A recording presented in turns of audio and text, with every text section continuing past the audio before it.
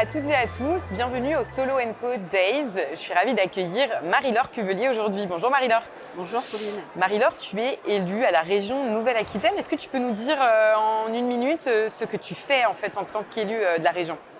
Donc effectivement, je suis élue depuis 1 an et demi. Je suis société civile, ça veut dire que je fais partie de la société civile, des entreprises, des associations qui se présentent en tant qu'élue. Et donc je m'occupe plus spécialement de l'ouverture de l'action régionale qui questionne toutes les questions participatives, de démocratie permanente. Et également, j'interviens sur l'économie sociale et solidaire et les tiers-lieux. Et du coup, ta petite particularité, c'est qu'en plus de cette casquette d'élue à la région, tu es aussi solo. Donc tu as vraiment toute ta place ici aujourd'hui. Tout à fait. Depuis 2009, je suis solo au sein d'une coopérative. Au sein d'une coopérative. Merci beaucoup Marie-Laure. Alors je vais avoir 3 questions pour toi aujourd'hui, si tu l'acceptes. La première question, c'est quel conseil Marie-Laure tu donnerais à un solo, donc à un travailleur indépendant qui se lance dans l'aventure de l'entrepreneuriat ? Oser, bien sûr.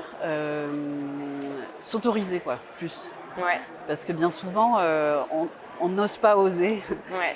Et il s'agit bien plus de s'autoriser par rapport aux proches, par rapport aux enfants quand on en a, de se lancer, de se réaliser, de s'émanciper. En plus, en tant que femme, on a un poids de contraintes sociales qui reste supérieur, même si les choses évoluent positivement. Donc vraiment s'autoriser à aller de l'avant, à explorer et de façon plus pragmatique, rencontrer plein d'autres solos, faire son nid, son réseau. Et ne pas avoir peur, parce qu'on est seul, attaquer aussi des marchés avec des grosses entreprises.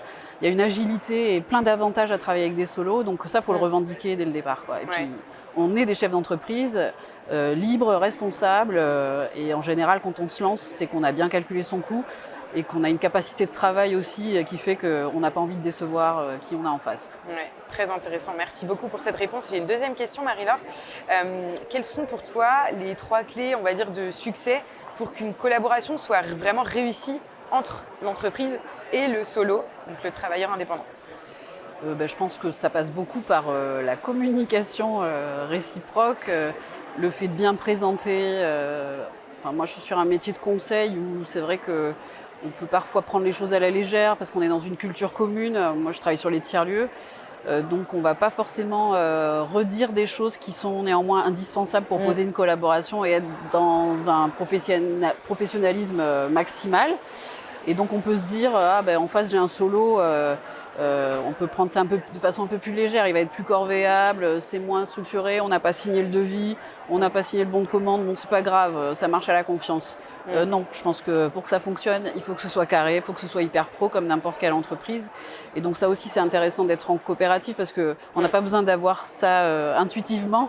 La coopérative va nous aider, comme le portage salarial, à dire, il y a un cadre et il faut complètement le respecter. Ouais. Donc ça, c'est un facteur hyper important. Et puis, ne serait-ce que pour montrer qu'on est professionnel. Oui. Voilà. Et ensuite, d'avoir des points d'étape, d'être vraiment... mais ça, c'est pas simplement quand on est solo avec une entreprise, c'est d'éviter les non-dits, de parler des frustrations, de ne pas avoir peur du conflit. Ça, je pense que c'est aussi...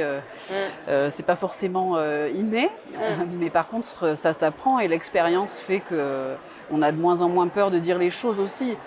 Au début, on est un petit peu « Ah là là, c'est mon client, et si je lui dis ça, il ne me refera plus bosser ». On est toujours dans cette tension-là. Et finalement, non, je crois que le client en face, l'entreprise, elle a envie d'avoir un pro qui dit les choses, qui est carré, et tout se passe bien, Voilà. Hyper cool. Merci pour ces trois clés de succès. Dernière question, Marie-Laure. Selon toi, ça va être quoi le travail de demain ? C'est quoi le futur du travail pour toi ? Qu'est-ce qui nous attend ? De mon point de vue, il est de plus en plus individualisé, en tout cas en termes de démarche personnelle, de se réaliser tout simplement, de s'émanciper, de pouvoir choisir ses horaires. Personnellement, c'est quand je suis devenue jeune maman que j'ai choisi l'entrepreneuriat solo pour pouvoir jongler avec mon planning et concilier les temps de vie perso, pro. On atteint des porosités maximales avec les outils numériques aussi. On répond à un mail dans le tramway, voire le week-end. Donc ça a un certain nombre d'inconvénients qui peuvent amener aussi à une saturation, à un burn-out, etc. Mais ça a aussi beaucoup d'avantages. Donc à chacun de placer le curseur Et donc je pense qu'on va vers ça. On voit ce salon qui a été lancé l'année dernière. Aujourd'hui, c'est un jour de mouvement social. Je pense que ça n'a pas effrayé grand monde de venir quand même. Oui. Donc voilà, c'est un sujet. Le public est très féminin, c'est intéressant de le souligner aussi, puisque je pense qu'il y a plus de chemin à faire quand on est une femme pour se dire je me lance. Tout à fait. Il faut qu'il y ait un consentement mutuel aussi avec l'entourage, éventuellement des appuis familiaux pour pouvoir démarrer et se lancer, savoir que le revenu ne va pas être au rendez-vous tout de suite. Donc voilà, il y a un certain nombre de contraintes, mais si le projet est bien ficelé, effectivement, c'est un épanouissement de chaque jour. Et je pense qu'on va tous vers ça. Après, ça n'enlèvera pas les entreprises plus traditionnelles. Je pense que tout le monde n'est pas entrepreneur solo dans l'âme. Oui, c'est vrai. Donc ça va prendre de l'ampleur, ça ne va pas renverser la table, mais il va y avoir peut-être un équilibre plus important entre les différentes typologies d'activités. Très bien. Merci beaucoup, Marie-Laure. Avec plaisir, C'était très Pauline. intéressant. À bientôt. À bientôt. Au revoir.